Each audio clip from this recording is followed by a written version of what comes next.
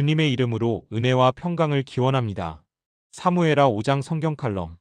요절 1절 10절. 제목 잘 믿어야 할 이유. 누가 나에게 경험해보니 이제 알겠지라고 한다면 실패의 수업료를 치른 이유일 것입니다. 실패의 수업료가 감당할 수 있는 수준이라면 다행인데 치명적이라면 심각합니다. 사무엘하 5장에 이르러 갑자기 이스라엘 전체에 잘 되어가는 분위기가 넘쳐 흐릅니다. 사울 왕국이 그 잔재까지 마감되고 다윗의 통일 왕국이 시작되었기 때문입니다. 12지파가 합심하여 다윗을 추대하면서 갈등과 반목과 분열의 소용돌이가 갈무리 됩니다. 다윗은 이미 2번의 기름 부음을 받았습니다. 이제 모든 지파 모든 장로로부터 왕으로서의 기름 부음을 받습니다. 사무엘하 5장 3절입니다. 이에 이스라엘 모든 장로가 헤브론에 이르러 왕에게 나아오매 다윗 왕이 헤브론에서 여호와 앞에 그들과 언약을 맺음에 그들이 다윗에게 기름을 부어 이스라엘 왕으로 삼으니라.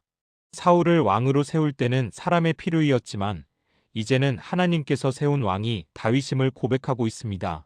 사울 시대의 포갑과 외세의 침략을 겪어보았고 사울 왕가도 완전히 몰락했습니다. 고통을 경험한 후에 비로소 하나님의 뜻을 순종하겠다는 의지가 역력합니다. 하나님께서는 자기 백성들이 모진 수업료를 치르더라도 영적인 철이 들어 돌아오기를 원하셨을 것입니다. 인간이 시행착오와 비싼 수업료를 치르지 않고 하나님의 뜻에 순종하여 직행한다면 얼마나 좋겠습니까? 이사야 1장 19절부터 20절입니다.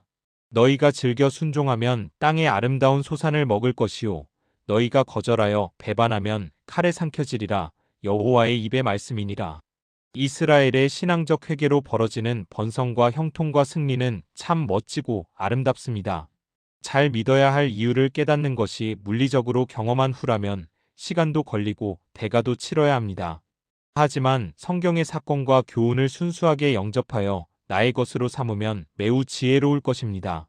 다윗은 여부수족이 진친 난공불락의 예루살렘 성을 힘들이지 않고 함락합니다. 나아가 히람 왕의 원조로 더 견고하게 축조합니다. 6절부터 11절. 이때부터 시작된 히람과의 교류는 솔로몬 성전 건축까지 이어진 것을 볼 수 있습니다. 다윗은 성벽의 강건은 외적인 안정 요소이지만 영적 의미는 하나님과의 관계에서 오는 보장임을 고백합니다. 사무엘하 5장 12절입니다. 다윗이 여호와께서 자기를 세우사 이스라엘 왕으로 삼으신 것과 그의 백성 이스라엘을 위하여 그 나라를 높이신 것을 알았더라. 다윗은 하나님께서 자신을 사용하신 것을 알았을 때 구원의 확신도 함께 받은 것을 고백합니다. 우리도 모든 범사가 하나님이 주관하셔서 부여하신 것이라는 것을 잊지 말고 감사해야 할 것입니다. 구약 성경을 읽은 성도들에게 이방 나라 중에서 이스라엘의 가장 큰 적을 묻는다면 블레셋이 떠오를 것입니다. 블레셋은 여호수아 사후부터 수백 년 동안 이스라엘을 괴롭혀온 원수입니다. 침략도 당했고 그들의 속국으로 지배도 받았던 이스라엘에게 늘 가슴에 가시처럼 꽂혀있는 현안입니다. 그리스도인으로 비유하자면 영적 전쟁의 상대인 마귀 세력과 흡사한 위치로 볼 수 있습니다. 그런데 이 국가적 난제였던 블레셋을 다윗이 즉위하고 일어난 전쟁에서 멋지게 축출해버립니다. 전쟁에 승리한 후 다윗이 명명한 전승지 바알브라심은 바알을 흩어 격파했다는 뜻입니다. 20절. 이 전쟁 역시 거대한 적군을 다윗의 소수 부대가 격파한 것으로 하나님의 전쟁 승리 공식이 적용되었습니다. 사무엘상 17장 47절입니다. 또 여호와의 구원하심이 칼과 창에 있지 아니함을 이 무리에게 알게 하리라. 전쟁은 여호와께 속한 것인즉 그가 너희를 우리 손에 넘기시리라. 다윗이 예수님의 구약적 모형임을 보여주는 전쟁임을 알 수 있습니다. 다윗에게 붙은 자들이 승리의 영광을 얻었듯이 예수님과 연합한 신자의 승리는 보장됩니다. 요한복음 14장 13절부터 14절입니다. 너희가 내 이름으로 무엇을 구하든지 내가 행하리니 이는 아버지로 하여금 아들로 말미암아 영광을 받으시게 하려 함이라. 내 이름으로 무엇이든지 내게 구하면 내가 행하리라. 다윗의 공과는 함께 기록되지만 하나님께서 다윗 편이 된다는 근본은 끊어지지 않습니다. 13절부터 16절. 예수님을 잘 알고 잘 믿고 순종하는 길을 가기를 소원합니다. 에베소서 4장 13절입니다. 우리가 다 하나님의 아들을 믿는 것과 아는 일에 하나가 되어 온전한 사람을 이루어 그리스도의 장성한 분량이 충만한 데까지 이르리니. 아멘.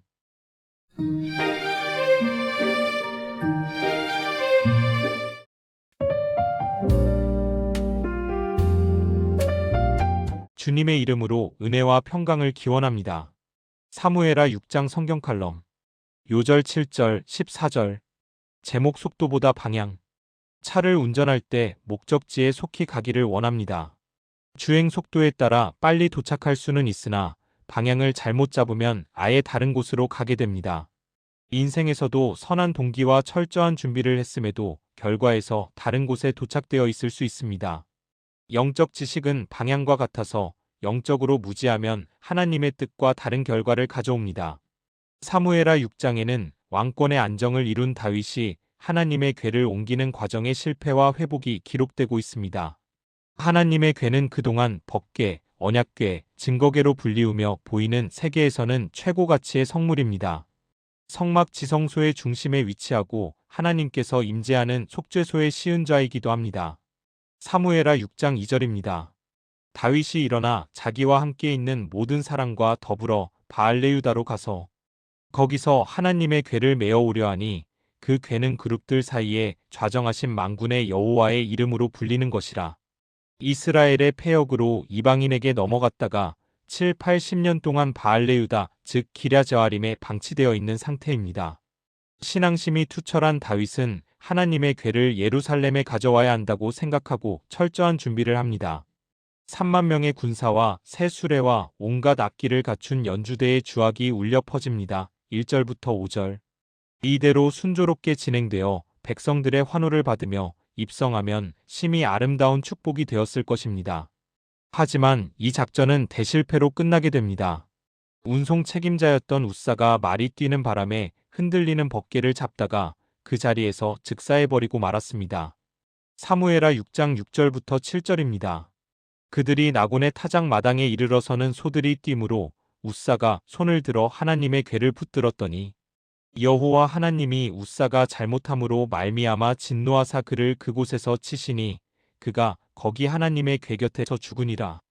다윗의 선한 열심과 우사의 순발력 있는 대처로 보이는 겉모습과 다르게 하나님의 징계가 임한 이 사건의 원인은 무엇일까요? 하나님의 뜻을 모르는 영적 무지에 기인합니다. 하나님께서 정하신 법궤의 이동 방법은 철저히 레위 지파의 고앗 자손의 어깨로만 메어야만 합니다. 민수기 4장 15절입니다. 진영을 떠날 때에 아론과 그의 아들들이 성소와 성소의 모든 기구 덮는 일을 마치거든 고앗 자손들이 와서 맬 것이니라. 그러나 성물은 만지지 말라 그들이 죽으리라. 회막 물건 중에서 이것들은 고앗 자손이 맬 것이며 수레가 멋지고 효율적이라고 생각하여 준비한 다윗과 고앗 자손이 아닌 우사가 책임자가 된 것이 잘못된 것입니다. 인간이 좋아 보이는 수단과 방법이 하나님의 원하시는 것이 아니라면 영적 불법이 된다는 것을 명심해야 합니다. 마태복음 7장 21절입니다. 나더러 주여 주여 하는 자마다 다 천국에 들어갈 것이 아니요 다만 하늘에 계신 내 아버지의 뜻대로 행하는 자라야 들어가리라.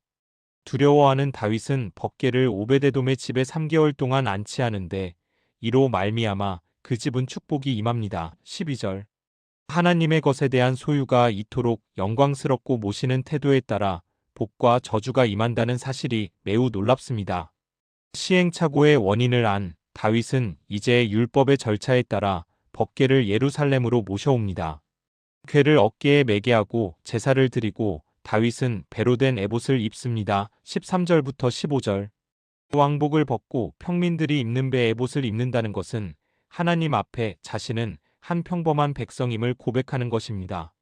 이것은 우리가 예배드릴 때 모든 계급장과 명예와 자존심을 내려놓고 오직 하나님께만 경배해야 함을 보여줍니다. 하나님으로 말미암아 춤추며 기뻐하는 다윗을 육안으로만 보고 업신여긴 미갈의 비극은 참담합니다. 미갈의 이 영적 무지는 다윗의 사랑을 받지 못하는 결정적 실책이 됩니다. 사무엘하 6장 22절부터 23절입니다. 내가 이보다 더 낮아져서 스스로 천하게 보일지라도 내가 말한 바 계집종에게는 내가 높임을 받으리라 한지라. 그러므로 사울의 딸 미갈이 죽는 날까지 그에게 자식이 없으니라. 미갈의 불행은 이전에 자신은 공주이고 다윗은 아버지의 시종이었다는 선입견을 깨지 못해서입니다. 과거의 고착과 현재의 분별력이 부족한 사람에게 생기는 빈번한 오류입니다. 그리스도인은 과거를 돌아보고 현재를 성찰하며 미래를 확신하는 하늘의 지혜를 가져야 합니다. 하나님을 아는 지식을 풍성하게 하고 하나님의 뜻에 온전히 순종하기를 원합니다.